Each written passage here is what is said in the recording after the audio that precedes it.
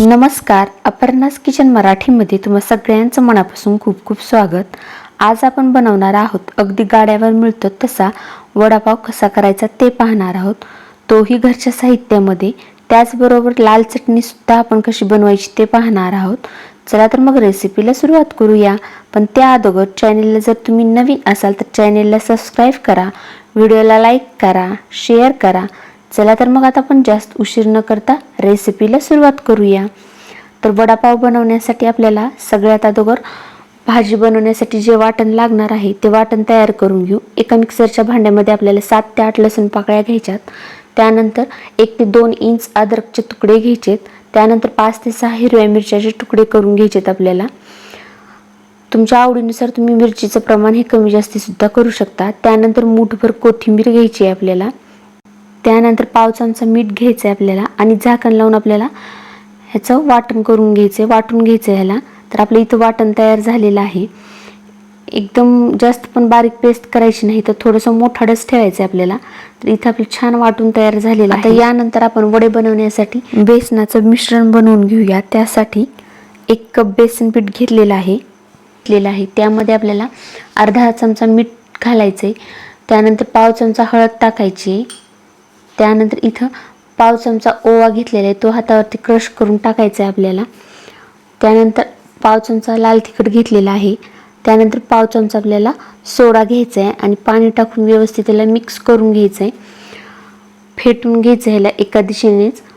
3 ते 4 मिनिट व्यवस्थित हे मिश्रण आपल्याला फेटून घ्यायचं आहे। पाणी आपल्याला लागल तसंच ओतायचं आहे, जास्त पण पातळ किंवा जास्त पण हे घट्ट बॅटर नाही करायचं। तर इथं बघू शकता आपलं बॅटर व्यवस्थित इथं तयार झालेलं आहे। 4 ते 5 मिनिट फेटून झालेलं आहे हे मिश्रण। याची कन्सिस्टन्सी बघू शकता, जास्त पातळ पण नाही करायची आपल्याला किंवा जास्त घट्ट सुद्धा नाही ठेवायचं। तर एकदम परफेक्ट ह्याची कन्सिस्टन्सी झालेली आहे। आणि झाकण झाकून ह्याच्यावरती आपल्याला 20 मिनिट हे पीठ भिजत ठेवायचे, म्हणजे आपले वडे एकदम खुसखुशीत होतात। आपलं पीठ भिजतंय तोवर आपण इथं 5 ते 6 लसूण पाकळ्या घेतलेल्या आहेत। साली सकटच घ्यायच्यात आपल्याला आणि ठेसून घ्यायच्यात अशा पद्धतीने आपल्याला। आपण लाल चटणी बनवण्यासाठी या लसणाचा उपयोग करणार आहोत। त्यानंतर आपल्याला मिरच्या ह्या मधोमध काप देऊन घ्यायच्यात। बटाटवडा म्हणलं की मग मिरची तर आलीच, एकदम भारी लागतात। तर सगळ्या मिरच्या ह्या आपल्याला चिरून घ्यायच्यात अशा पद्धतीने। इथं सगळ्या मिरच्या ह्या काप देऊन झालेल्या आहेत। त्यानंतर इथं आपल्याला उकडलेले 7 ते 8 बटाटे घ्यायचेत मध्यम आकाराचे आणि ह्या बटाट्यांना स्मॅश करून घ्यायचे। जास्त पण उकडलेले बटाटे नाहीत घ्यायचे, थोडेसे घट्टच असे बटाटे घ्यायचेत, म्हणजे आपली भाजी ही सैलसर होणार नाही आणि आपले वडे हे व्यवस्थित होतील। तर इथं बटाटे आपले स्मॅश करून झालेले आहेत। त्यानंतर आपण भाजी बनवण्यासाठी गॅसवरती 1 कढई ठेवायची। गॅसची फ्लेम ही सुरुवातीला मध्यमच ठेवायची। कढईमध्ये 2 ते 3 चमचे तेल ओतायचे आपल्याला आणि तेल व्यवस्थित छान गरम होऊ द्यायचे। तेल गरम झाल्यानंतर आपल्याला अर्धा चमचा मोहरी टाकायची आहे त्याच्यामध्ये। मोहरी व्यवस्थित तडतडू द्यायची। मोहरी तडतडली की त्यामध्ये अर्धा चमचा जिरं घालायचं आहे आपल्याला आणि जिरं सुद्धा व्यवस्थित फुलू द्यायचं।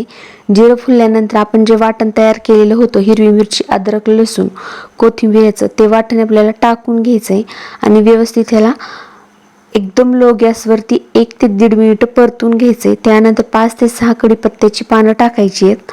त्यानंतर पाव चमचा आपल्याला हळद घालायची, 1 ते 1.5 चमचा आपल्याला धणे पावडर टाकायची आणि पाव चमचा आपल्याला गरम मसाला पावडर टाकायची। गरम मसाला पावडरने टेस्ट खूप भारी येते। त्यानंतर इथं अर्धा चमचा मीठ घेतलेलं आहे आणि थोडीशी चवीनुसार कोथिंबीर घ्यायची आहे आपल्याला। मिठाचं सुद्धा प्रमाण तुम्ही तुमच्या आवडीनुसार कमी जास्ती करू शकता। हे व्यवस्थित मिश्रण परतू द्यायचं 1 ते 1.5 मिनिट आणि त्यानंतर आपण हा उकडलेला बटाटा त्यामध्ये टाकून घ्यायचा आहे आणि व्यवस्थित आपल्याला मीडियम गॅसवरती 3 ते 4 मिनिट हा बटाटा ह्या मसाल्यामध्ये व्यवस्थित मिक्स करून घ्यायचा आहे अशा पद्धतीनं। तर इथं आपले 2 ते 3 मिनिट झालेली आहेत। मसाला व्यवस्थित बटाट्याला लागला गेलाय। त्यानंतर आपल्याला थोडंसं लिंबू पिळून घ्यायचे। लिंबामुळे चव खूप छान येते आपल्या भाजीची आणि लिंबू पिळल्यानंतर सुद्धा आपल्याला व्यवस्थित मिक्स करून घ्यायचे आणि थोडीशी कोथिंबीर टाकायची वरून। तर इथं आपली भाजी ही तयार झालेली आहे। आपण गॅस बंद करून घेऊया आणि भाजी थंड होण्यासाठी ठेवायची। आपलं इथं पीठ सुद्धा तयार झालेलं आहे, व्यवस्थित फुललं गेलंय, भिजलं गेलंय। बघू शकता तुम्ही, आपल्याला अशीच कन्सिस्टन्सी पाहिजे। तर आता आपण आपण वडे तयार करून घेऊया। आपली भाजी पण व्यवस्थित थंड झाली आहे, तर तुम्हाला आवडतील असे तुम्ही लहान किंवा मोठ्या आकाराचे वडे हे तयार करून घेऊ शकता। तर इथे मी जास्त लहान पण नाहीत केलेले, तर मोठ्या आकाराचेच वडे हे बनवून घेणार आहे। तर इथे आपला बघा एक वडा तयार झालेला आहे। आता दुसरा सुद्धा आपण वडा अशाच पद्धतीने तयार करून घ्यायचा आहे। तर इथे आपला दुसरा सुद्धा वडा हा बनवून तयार झालेला आहे। अशाच पद्धतीने आपल्याला सगळे वडे तयार करून घ्यायचे। तुम्ही चपट्या आकाराचे सुद्धा करू शकता आणि गोल आकाराचे सुद्धा करू शकता। तर इथे मी काही चपट्या आकाराचे बनवणार आहे आणि काही गोल करणार आहे। तर इथे आपले सगळे वडे हे तयार करून झालेले आहेत, काही चपट्या आकाराचे आणि काही गोल आकाराचे। तर मोठ्या आकाराचे 11 ते 12 वडे तयार झालेत। तर वडे तळण्यासाठी आपल्याला गॅसवरती तेल गरम करत ठेवायचे। गॅसची फ्लेम ही मध्यमच ठेवायची आणि वड्याला व्यवस्थित पीठ हे सगळं कोट करून घ्यायचं व्यवस्थित। आणि वडा सोडत असताना आपल्याला वडा तेलामध्ये सोडल्यानंतर लगेचच हात काढून घ्यायचा आहे। जर हात आपण तसाच ठेवला तर आपला वडा हा एकदम गोल आकाराचा नाही होणार। तर वडा तेलामध्ये सोडल्याबरोबर आपल्याला हात लगेचच बाजूला काढून घ्यायचा आहे। तर इथे बघू शकता आपले वडे एकदम गोल आकाराचे झालेले आहेत। तुम्ही सुद्धा ही रेसिपी नक्की ट्राय करा। आणि सगळे वडे हे सोडून झाल्यानंतर 1 ते 2 मिनिटं मध्यम आचेवरतीच आपल्याला तळू द्यायचे। झाऱ्याने अशा पद्धतीने आपल्याला वड्यांवरती तेल उडवायचे आणि 1 ते 2 मिनिटानंतर आपल्याला हे वडे पलटवून घ्यायचेत अशा पद्धतीनं। तर इथं बघू शकता एकदम आपले वडे भारी झालेले आहेत, रंग सुद्धा छान आलेला आहे आणि व्यवस्थित पलटवून घ्यायचे त्याला आणि तळून घ्यायचे दोन्ही बाजूनी आपल्याला।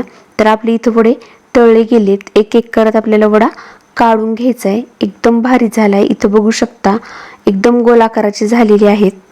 तर इथं आपल्याला सगळे वडे हे प्लेटमध्ये काढून घ्यायचे।